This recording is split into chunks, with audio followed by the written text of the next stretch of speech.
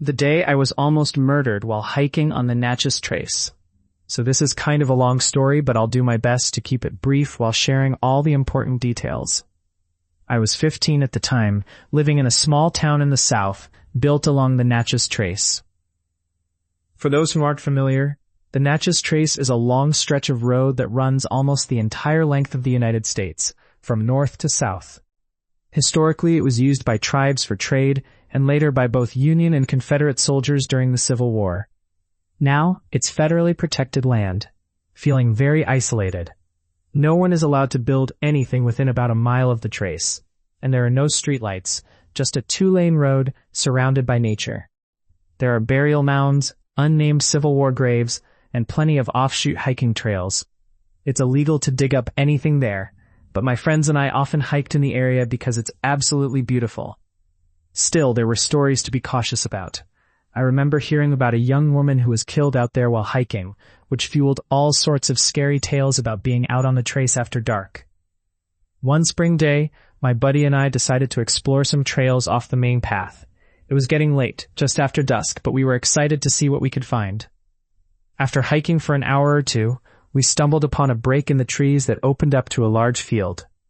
In the middle of the field was an old truck, and that alone raised a huge red flag. Next to the truck were two men with shovels, and there was enough dirt around them to suggest they had been digging for a while. The bed of the truck was open, but we couldn't see what was inside. When they noticed us, there was this strange moment of silence before both men jumped into the truck, started it up, and sped toward us. In a panic, we ran back into the trees, convinced they were coming after us. I remember hearing the truck stop behind us, and the men yelling as they got out. We sprinted for what felt like forever until we found a deadfall of broken trees and crouched down, trying to stay as quiet as possible.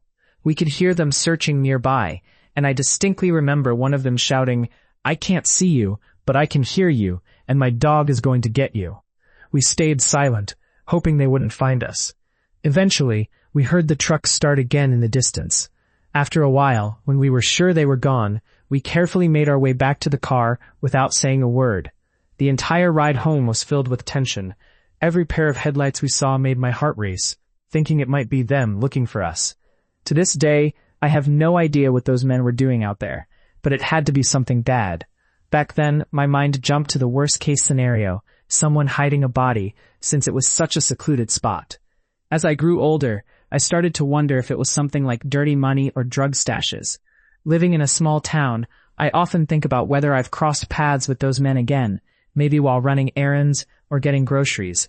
How many times have I been just a car or two behind them at a stoplight?